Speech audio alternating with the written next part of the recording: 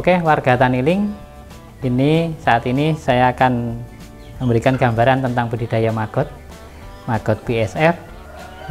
Kita mulai dari kita kenal ke untuk awalnya. Jadi ini telur maggot. Jadi telur maggot itu dihitungnya per gram. Jadi biasanya untuk per gram telur maggot itu fluktuatif, harganya tergantung pemilik peternakan maggot tersebut. Jadi kisaran harganya 3.000 sampai 5.000. Biasanya kalau kita memerlukan 3 sampai 5 gram nanti akan dihargai oleh peternaknya di harga 5.000. Tapi kalau sudah 10 gram sampai lebih banyak lagi nanti harganya akan relatif diturunkan sama peternaknya. Jadi memang itu lazim dilakukan oleh peternaknya. Jadi sebelum menyiapkan telur, jadi siapkan tempat bisa nampan seperti ini. Yang penting ada ketinggian untuk pembatasnya. Kemudian sebelum ditaruh, di bawahnya ini ada pakan. Jadi pakannya itu bisa dari pelet apapun, pelet ayam boleh, pelet ikan boleh, hanya sedikit, paling 1 genggam. Kemudian diencerkan sampai seperti bubur, kemudian ditaruh di bawahnya, di atasnya diberi tangkringan lah bahasa Jawa nih untuk naruh telurnya. Kemudian di sekelilingnya dikasih katul yang kering agar maggot yang sudah menetas dia tidak lari. Jadi maggot itu akan menetas setelah 2 malam hitungannya. Setelah 2 malam dia biarkan menetas di sini. Kemudian di tempat ini nanti didiamkan sampai 5 hari. Walaupun tidak ada predatornya, usahakan telur ada penutupnya. Utamanya kalau malam atau malam hari. Biasanya predatornya akan ada. Jadi predator itu di maggot itu dia menyerang pada saat telur. Jadi semut, kemudian kecoa atau cecak itu biasanya mau pada saat telur. Tapi nanti kalau sudah menetas itu nggak ada masalah. Jadi hewan kalau sudah mendekat, lihat baunya yang maggot sudah menetas, itu dia akan tidak tertarik. Jadi dia akan di sini sampai usia 5 hari. Setelah 5 hari bisa disiapkan biopon. Salah satu bioponnya bisa dari kayu semacam ini. Kemudian ditaruh. Dari awal saya dulu pakai ini, tapi setelah banyak ini nggak efektif. Karena apa? Kelemahannya di tempat seperti ini, kalau ada kelebihan pakan dia akan lari.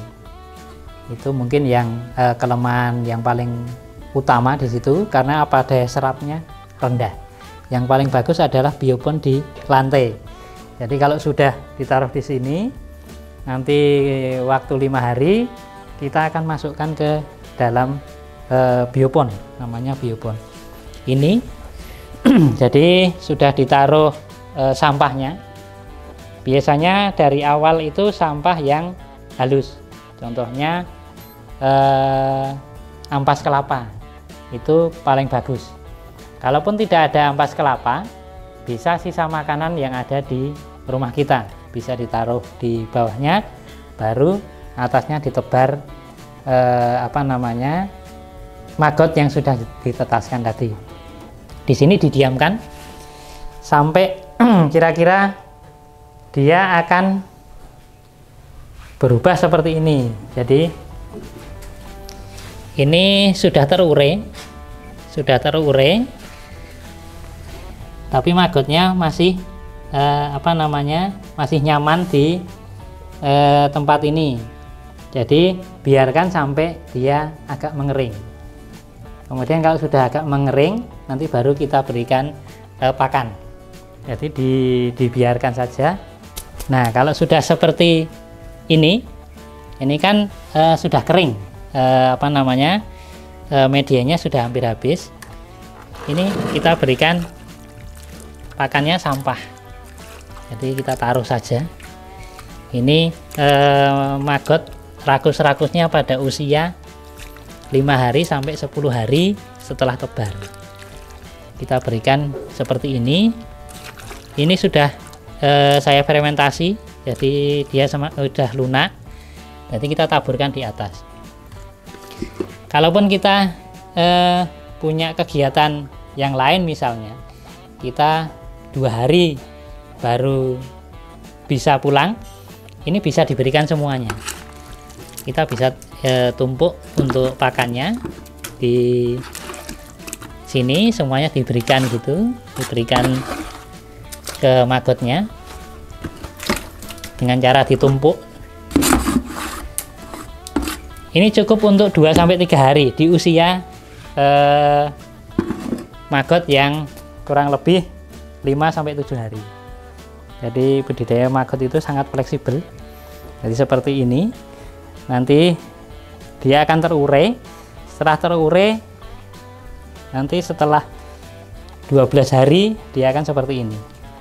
Jadi kalau sudah substratnya hampir habis seperti ini maggot hampir siap dipanen. Jadi ini tinggal diberikan pakan sedikit, mungkin 2-3 hari dia sudah bisa panen, sudah bisa dijual ke peternak ayam, peternak ikan, dan peternak bebek dan lain sebagainya, juga untuk dikeringkan. Jadi size ukurannya itu kurang lebih 1,5 cm sampai 2 cm yang disukai sama pasar. Jadi kurang lebih ukurannya seperti itu. Jadi ini setelah siap dijual, sebagian kita sisakan untuk dibuat indukan atau nanti dipakai untuk indukan yang untuk menghasilkan telurnya. Jadi nanti akan dihasilkan seperti yang dikumpulkan. Ada 2 perbedaan untuk biopon. Jadi tempat hidup maggot itu biopon. Ini biopon yang untuk indukan. Jadi harus ada sisi miringnya yang disiapkan untuk migrasi maggot. Jadi maggot itu kalau sudah dewasa seperti ini, nanti dia akan 2 warna, yang masih kuning dan yang sudah siap untuk jadi pupa atau prepupa. Jadi dia akan migrasi seperti ini. Jadi harus ada bagian yang dibuat miring, ini untuk indukan. Tapi untuk produksi dia cukup flat saja seperti itu, tidak apa-apa. Itu nanti untuk produksi. Jadi nanti setelah maggot yang siap migrasi itu ke sini, nanti kita akan kumpulkan, akan ditaruh di tempat. Usahakan tempatnya berwarna gelap agar maggotnya nanti cepat menyesuaikan diri. Nanti didiamkan di tempat ini sampai dia tidak bergerak. Kalau sudah nggak bergerak, ini namanya pupa. Tapi kalau masih bergerak, yang bawah ini dia masih bergerak, ini namanya prepupa.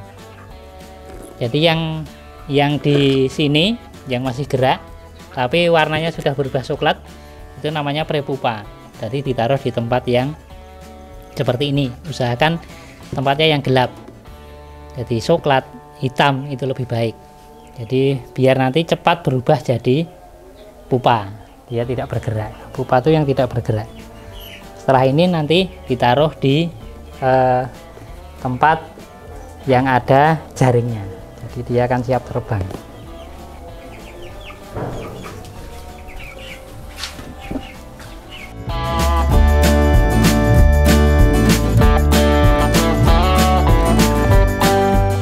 Ini yang perlu kita siapkan. Jadi ini namanya kandang lalat BSF yang sudah terbang. Jadi pupa yang tadi ditaruh di dalam sini. Kemudian kalau pagi sampai jam 7 setelah sinar matahari masuk sampai jam 9, dia akan mencari pasangan. Jadi kalau sudah menemukan pasangan, nanti yang jantannya akan mati. mati di dalam. Kemudian kalau yang betina 2-3 hari dia akan mencari tempat untuk bertelur.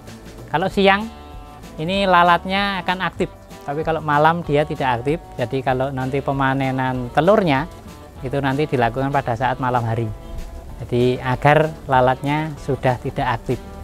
Jadi seperti ini. Jadi bahannya bahan jaring anti nyamuk, banyak di pasaran. Ukurannya menyesuaikan. Jadi paling tidak 1 meter kali 1 meter, tapi usahakan ketinggiannya 2 meter. Jadi ini ketinggiannya agar lalat jantan dan betinanya bisa menemukan pasangannya secara leluasa kalau ketinggian 2 meter. Jadi ini yang disiapkan untuk kandangnya. Kemudian tempat bertelurnya. Jadi kita siapkan egis. Egis ini tempat bertelurnya lalat.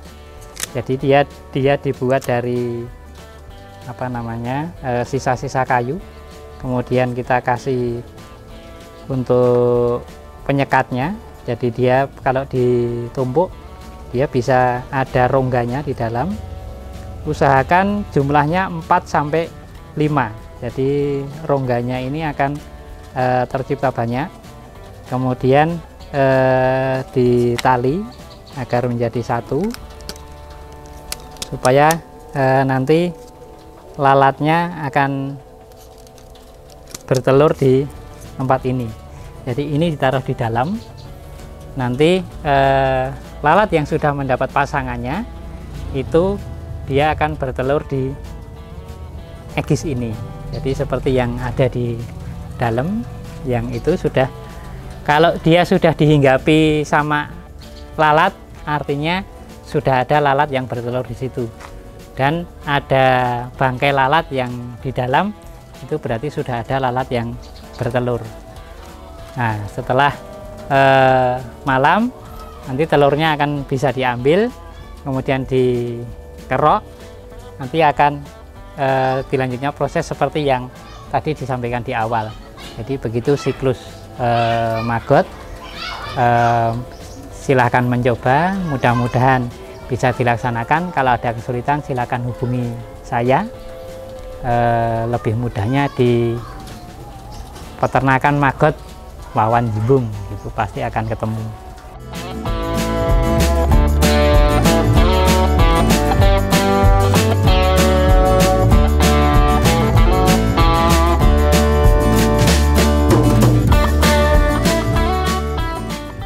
Saya jelaskan, ini namanya kotak tempat menaruh pupa. Jadi akan lebih baik, dan saya sarankan akan dibuat seperti ini. Jadi pupa yang siap untuk terbang itu ditaruh di ruangan tersendiri. Ruangan ini harus tertutup rapat. Jadi usahakan cahaya dari luar itu sesedikit mungkin, agar nanti apabila pupa itu sudah menjadi lalat, dia akan terbang mencari tempat yang lebih terang. Jadi dia akan keluar. Jadi ini saya bukakan. Jadi ini isinya rak-rak dalamnya. Jadi ini ada rak, kemudian yang dari dalam tadi yang pupa ditaruh di sini. Karena ruangan ini sedikit cahaya, maka dia akan mencari cahaya untuk terbang keluar untuk mencari pasangannya. Jadi sebaiknya ini dibuka pada saat malam. Jadi kalau menaruh di dalam sini pada saat malam, agar lalatnya pas tidak aktif. Jadi kalau pas aktif ini dia akan mencari cahaya yang keluar. Jadi ini ada tiga tingkat. Jadi nanti tergantung ketersediaan tempat yang ada.